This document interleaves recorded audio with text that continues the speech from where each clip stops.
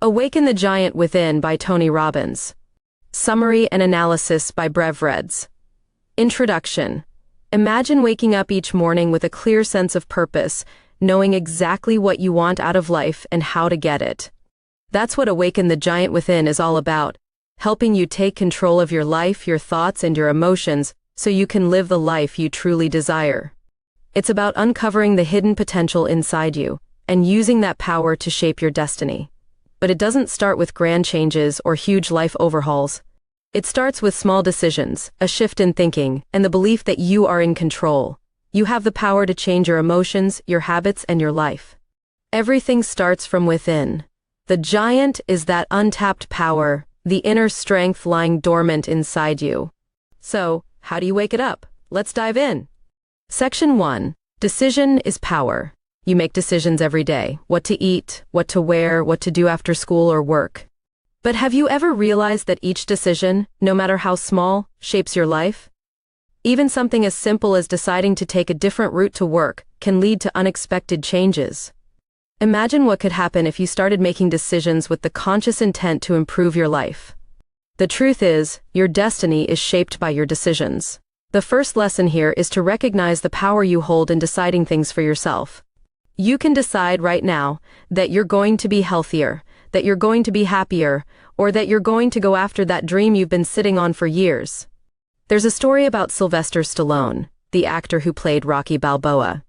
He was broke and rejected countless times while trying to make it as an actor, but he made a decision: he wasn't going to give up. Stallone even wrote the script for Rocky himself and refused to sell it unless he could star in the movie. He made that decision in the face of total uncertainty. And it worked. The movie became a massive hit, and Stallone's career took off. What decisions can you make today that might change your life? Maybe it's a decision to study harder, to learn a new skill, or to step outside your comfort zone. Don't wait for the perfect moment. Decide to create that moment yourself.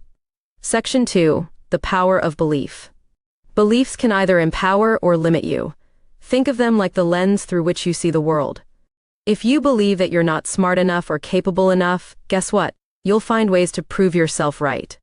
But if you believe that you can accomplish anything with enough effort, suddenly the possibilities open up. Here's a classic example. Roger Bannister was the first person to run a mile in under 4 minutes. Before he did it, people believed it was impossible.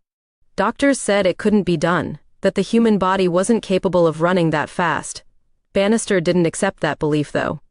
He trained and visualized breaking the record. Once he broke it, suddenly, more people started doing it. What changed? The belief that it was possible. Your beliefs shape your actions. If you believe something is impossible, you'll never even try. But if you believe it's possible, even if it seems wildly out of reach, you'll at least take a step forward.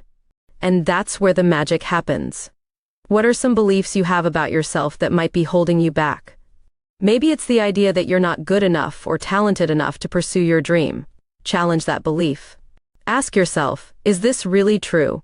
Or is it something I've accepted without questioning? Section 3. Reframe your problems. Ever heard someone say, it's not the problem, it's how you deal with it? Well, it's true. Everyone faces problems. But the difference between people who feel stuck and those who move forward is how they view their challenges. When something bad happens, you might think, why does this always happen to me? But that mindset keeps you stuck. What if you reframe the problem and ask yourself, what can I learn from this?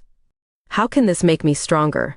Suddenly, the problem isn't something that's weighing you down. It's an opportunity to grow.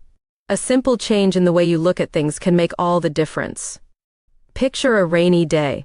One person might be frustrated because they can't go outside. Another person might feel grateful for the rain because it helps the plants grow. The situation is the same, but the interpretation is different. Tony tells a story about a man who lost his job and was devastated. He had defined himself by that job, so when he lost it, he felt lost. But once he started looking at it differently, he realized it was the perfect opportunity to pursue the career he had always dreamed of. He reframed the problem and saw it as a chance to start fresh. Years later, he looked back on losing that job as one of the best things that ever happened to him. Next time you face a challenge, stop and ask yourself, what's good about this? It might feel uncomfortable at first, but over time, you'll see how much control you have over how you experience the world. Section 4. Your state controls your actions. Have you ever noticed how your mood can influence what you do? If you're feeling tired or grumpy, you're less likely to get things done. But when you're excited and full of energy, you feel like you can take on anything. That's because your emotional state controls your actions. Here's the thing. You have more control over your emotional state than you might think. You can literally snap out of it. If you've ever had a bad day and then something amazing happens that makes you feel good, you've experienced this shift. But what if you could change your state on command, without needing something external to trigger it? The secret is to use your body. How you move affects how you feel. If you stand tall, breathe deeply, and smile, you'll start to feel better, even if you were feeling down just moments ago. Try it right now. Stand up, shake your body out, smile, and take a deep breath. Feel the difference? Now, apply this to your life. If you're feeling unmotivated, change your posture, start moving, and see how quickly your state changes. You don't have to wait for motivation to strike. You can create it. Section 5. Pain and pleasure, the driving forces. One of the most powerful lessons is understanding that pain and pleasure control almost every decision you make. The human brain is wired to avoid pain and seek pleasure. Think about it. Why do you procrastinate? Because working on that task seems painful, and watching TV or hanging out with friends feels way more pleasurable in the moment. Here's the catch. The way you define pain and pleasure can either keep you stuck or push you forward. If you associate pain with something like exercising, you'll avoid it. But if you start to link pleasure with how good you'll feel after exercising, stronger, healthier, more energized, you're way more likely to do it. A story that illustrates this perfectly comes from a man who desperately wanted to quit smoking. He had tried and failed many times because he associated smoking with relaxation and pleasure. But after a health scare, he began to link smoking with pain, disease, discomfort, and even death. The shift in how he associated smoking made it easy to quit because suddenly smoking felt like something he had to avoid at all costs. How can you use this? If you want to change a habit, you need to rewire your brain to see the long-term pain of your bad habits and the long-term pleasure of your good ones. Ask yourself, what pain am I avoiding by procrastinating? What pleasure am I missing out on by staying where I am? This kind of reflection helps you shift how you view everyday decisions. Section 6. Creating lasting change. Change is hard, right? But have you ever wondered why some people can completely turn their lives around, while others seem to stay stuck in the same patterns? The key is knowing how to create lasting change.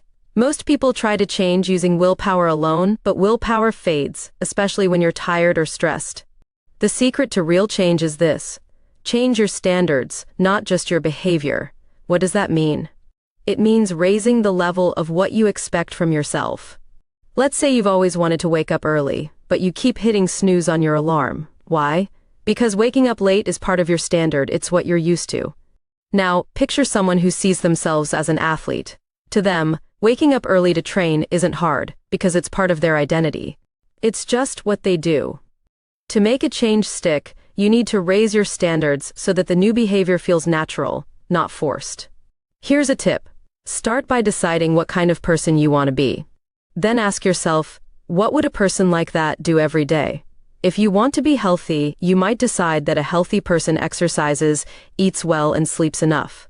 Make those things your new standard, not just habits you try to adopt, but things you expect from yourself every day. Section 7. The power of questions. You ask yourself questions all day long, even if you don't realize it. Things like, why am I so tired? Or, what should I eat for lunch? But the problem is, many of these questions are unhelpful. If you're constantly asking negative questions like, why does everything always go wrong for me? Your brain will come up with negative answers, because that's what you're focusing on. What if you could start asking better questions? Instead of, why do I always mess up? Try asking, what can I learn from this? Or how can I use this to grow? The quality of your life is directly related to the quality of the questions you ask. There's a funny example of this involving Thomas Edison. After trying thousands of times to invent the light bulb, someone asked him if he felt like a failure. Edison's response was brilliant. I have not failed. I've just found 10,000 ways that won't work. He could have asked himself negative questions about why he kept failing, But instead, he reframed the situation with better questions that kept him moving forward. Try this in your life. Next time something doesn't go as planned, don't ask why did this happen to me. Instead, ask what's the opportunity here. It's a simple shift that can completely change how you approach challenges. Section 8. The force of identity.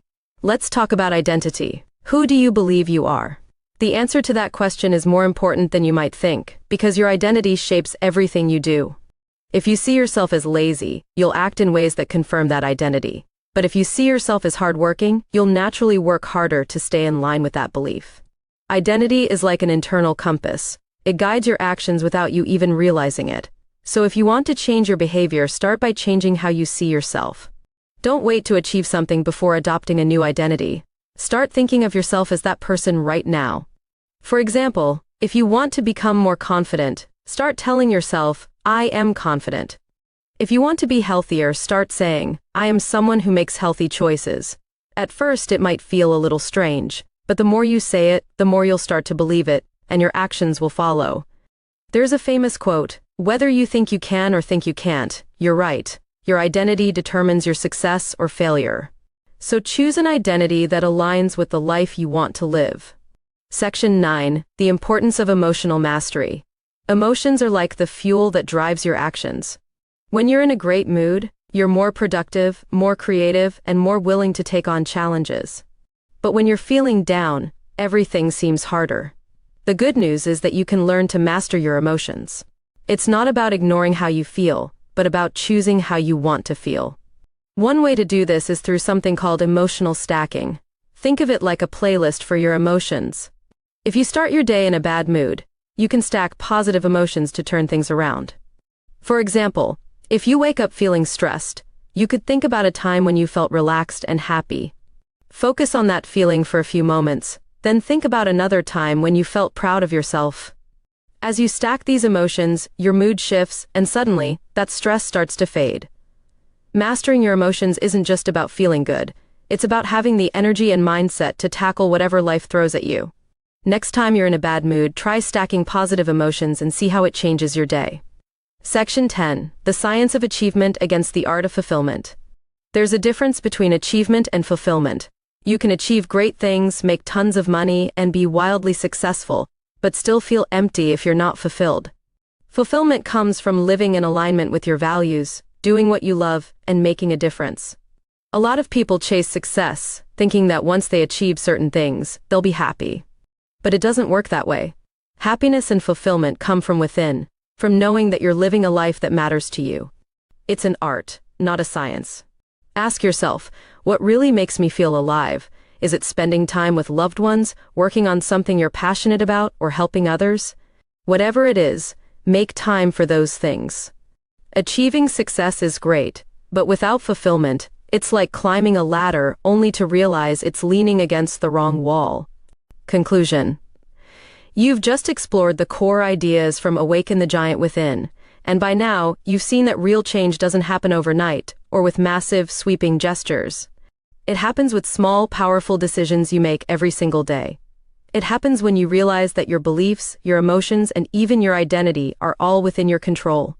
The truth is, that giant inside you, the part of you that is strong, capable, and ready to transform your life, is already awake. It's just waiting for you to take action.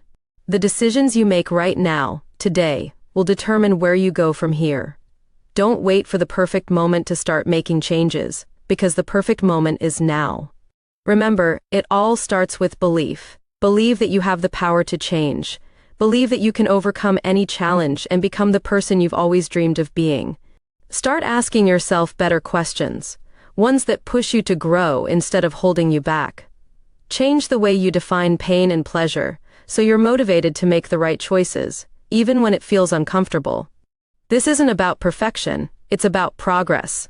Every step you take, no matter how small, is a step toward the life you want. Whether it's deciding to start that project you've been putting off, reframing a setback as an opportunity to learn, or simply choosing to get out of bed a little earlier tomorrow, it all matters. The key to transforming your life is already in your hands. Decide that you will no longer let fear, doubt, or old habits control you. Act on that decision. Commit to becoming the person you were always meant to be.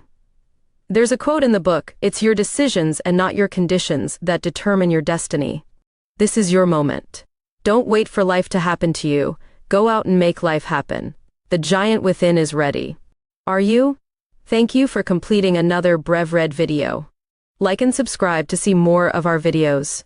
If you have a particular book that you would like us to summarize, please share it in the comments section.